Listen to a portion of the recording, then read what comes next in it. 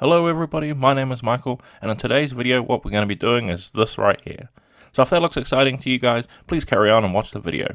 Oh, and just one more thing before we go. Please consider like, commenting, and subscribing if you enjoyed the video. But now with all that out of the way, let's carry on with the video.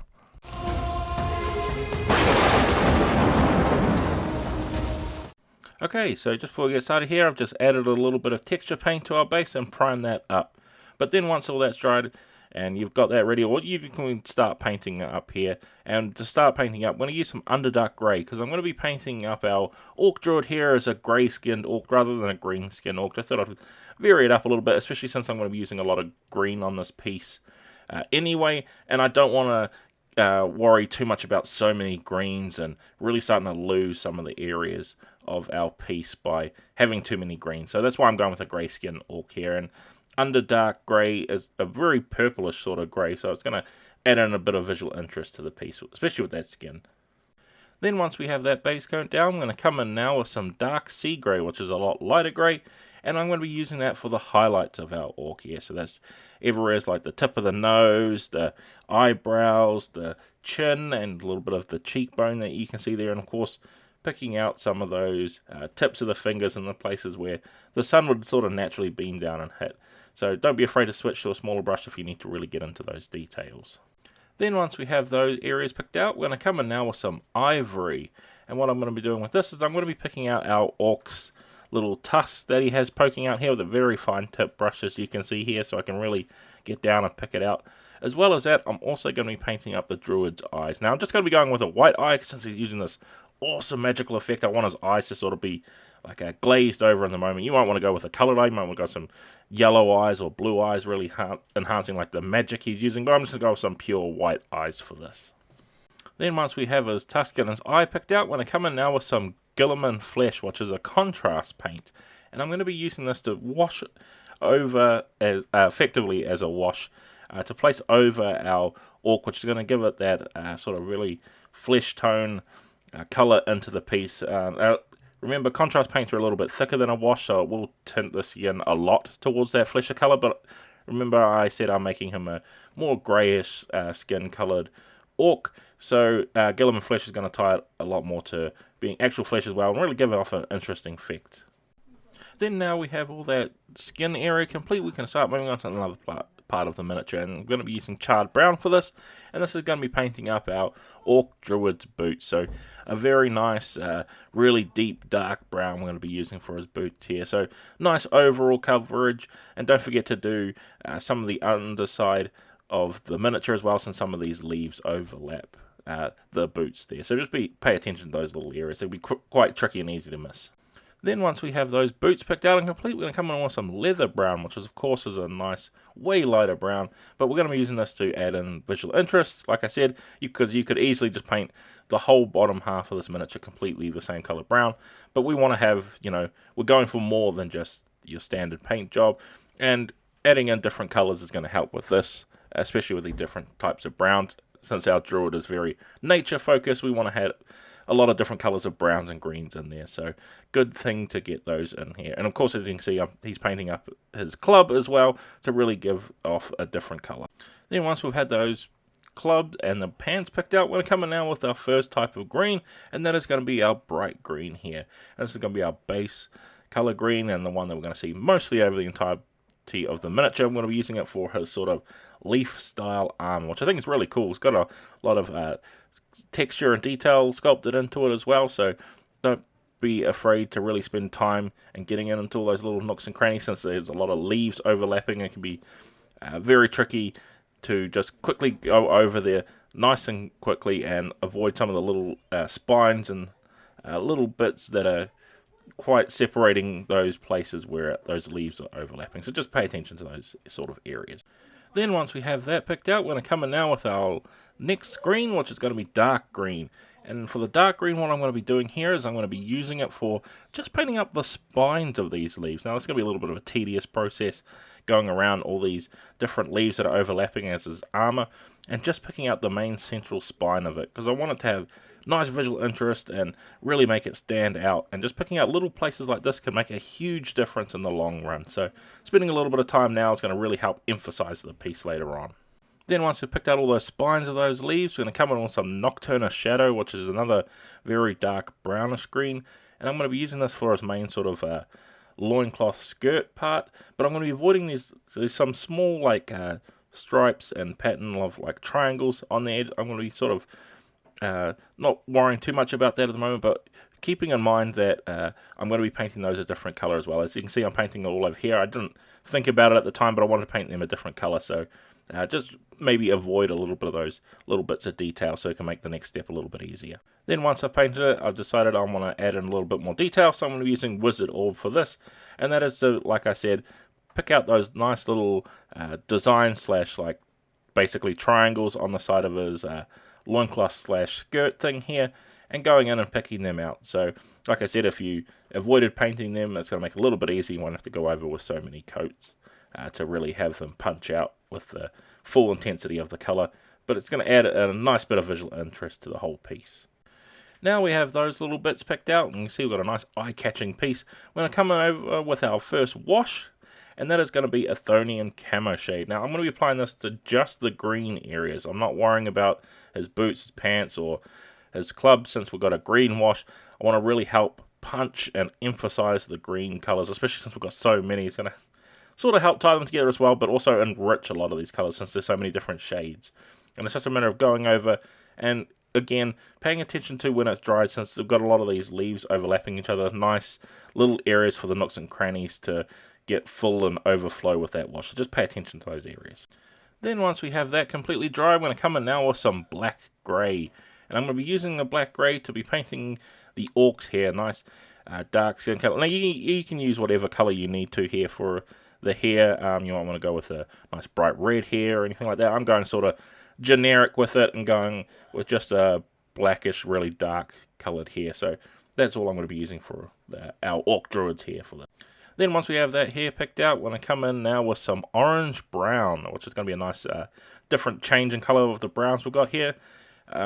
So if you only have other browns, you don't have orange brown like I have here, I would just switch it out with a different color brown if you have it, or even a black would also do, to just separate out the belts that we're painting up here from his boots and his trousers that we've got. Because that's the key thing we want here, is we want to add in different colors, since we're dealing with a druid and it's got a lot of natural colors. We want to try and enhance that as much as we can by using different variety and tones of those colors. Then once we've picked that out, what we're going to be doing now is coming in with some khaki, and I'm going to be using the khaki to be painting the horns slash antlers he has on his headdress here, so really giving them a nice overall coat. Now you could, of course, if you wanted to copy them from real life animals. I'm not really making any sort of plan like that. I'm just going with the flow, seeing what I like, and just making them sort of generic looking in nature. But if you have a specific type of animal you want to be in mind, I would suggest maybe looking online and trying to copy it as much as you can. Then once we have those picked out, we're going to come in now with some crusted saw, which is a very maroony crimson red color. Very, very deep. I don't want to go too bright with this color, because I'm going to be using a bright color later on in the paint job, so I want to emphasize the bright colors there and keep everything else sort of muted and naturalistic. So I'm adding a bit of visual punch here, but you could of course switch it up with a brown or a different green if you wanted to here. But I still want to add in color. We still want vibrancy in the piece and not make it too samey on certain places. So this crusted saw is going to really help add that visual piece to the eye. Then once we have that all painted up, I'm going to come in now with some gunmetal, and I'm only going to be using this in one area of the miniature, and that's painting up the club that he has here with these metal banding rings that have spikes on them. So just a nice quick paint job on there, really being careful that we don't get it anywhere we don't want to, but don't be too afraid, because we've still only base coated, we haven't applied any washes or highlights or anything to this, so don't be too afraid if you accidentally get it somewhere you don't. Then with those middle areas picked out, we're coming in with one more middle, and that's going to be greedy gold. So I want to add in some more visual interest, like I said, since we're still going natural colors, but we still need visual interest pieces for the eye to catch as we're looking over our miniature. And gold is going to really help emphasize this, and I'm going to be picking out just all those special bandings and sort of iconography style pieces that we have on the miniature itself. So the belt buckle, the buckle that's holding up his cloak, and he's got some nice little band sculpting here. Maybe a little bit hard to see since there's so many leaves sculpted in that armor, but he does actually have some like bracings on there, so we're going to be doing that gold as well. Then now we have that area all picked out, we're going to come in with some washes. So using seraphim sepia here, I'm going to be using this on one place on the miniature, and that is our antlers, to make them look more bone-like or more realistic to actual antlers. And what I'm going to be doing to make it look a little bit more realistic as well is I'm going to be letting our wash dry, and then I'm applying more and more layers of the wash to just the tips of the horns to try and darken them down a little bit and add in a more realistic sort of effect. Then once we have those antlers painted up, we're going to come in now with some carroburg crimson, which is a nice red wash, and I'm of course applying this in one area, and you guessed it, of course it's going to be that area where we have our reddish color, and that is our cloak. So giving that a nice overall wash, being very, very careful as it's drying that it's not running down and pooling onto our green area. So pay a little bit of attention while that's drying. Then once we have those picked out and it's all nice and dried, we're going to come in now with some agrax earthshade, which is our brown wash. Now we're going to be washing everything left that we haven't applied a wash to for this. So this is going to be over our metallics, our pants, and even our gold as well, because I want to make it sort of like, he's a druid who's out in the natural areas of the wilds, so his stuff is going to get a little bit of dirt and mud and stuff on it, and he's not going to care too much about keeping it all bright and shiny. So brown wash dulling those areas down is going to really help tie it all in and give it a nice effect, like it's all uniform and he's really going through these nice wilderness sort of places. And then once that's all dry, I'm going to come back in now with our crusted saw, and what we're going to be doing is picking out some of the highlights, and there's some nice highlighted areas that are naturally sculpted into the piece since we've got those nice raised folds and panels that are sort of sticking out a little bit from the miniature, so nice easy areas to pick out for our highlights. So it's just a matter of going along with a nice fine tip brush and really picking those out so we can get that awesome visual pop from a distance. Then once we have that picked out, we're going to come in now with some bright gold, which is very, very bright gold. And of course you could use a greedy gold to do this. I wanted to have it a little bit more bright since our druid's sort of in the sun, and I want to show off that those recessed areas are very dirty from him going around in the wilds, and it's really gleaming off any sunlight that we've got here. So it's just a matter of picking out those highlights in the areas where the sun would naturally hit.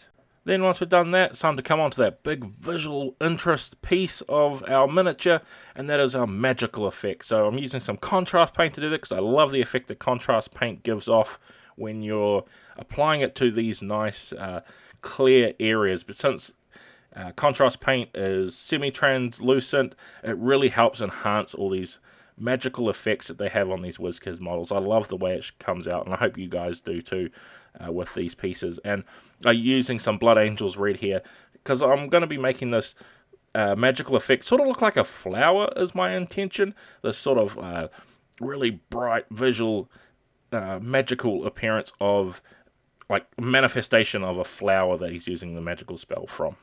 And then to add to that, I'm just doing these sort of vine / tentacle parts. I want to be doing them in iyanden yellow to really, like I said, I want to make this sort of look like a poisonous sort of magical style plant, like he's manifesting from his hand. I'm not quite sure what the actual spell is that he's supposed to be shooting from his hands here, but I want to make it look sort of really fancy and tropical plant-like, so that's why I've gone with the red and yellow here. But of course you can use any combination of contrast paint you have here to really sell the effect. You may just want to go with a standard green or something to really visual it up, but I wanted that nice visual eye-popping piece, and I think the red and yellow is going to really help out with that.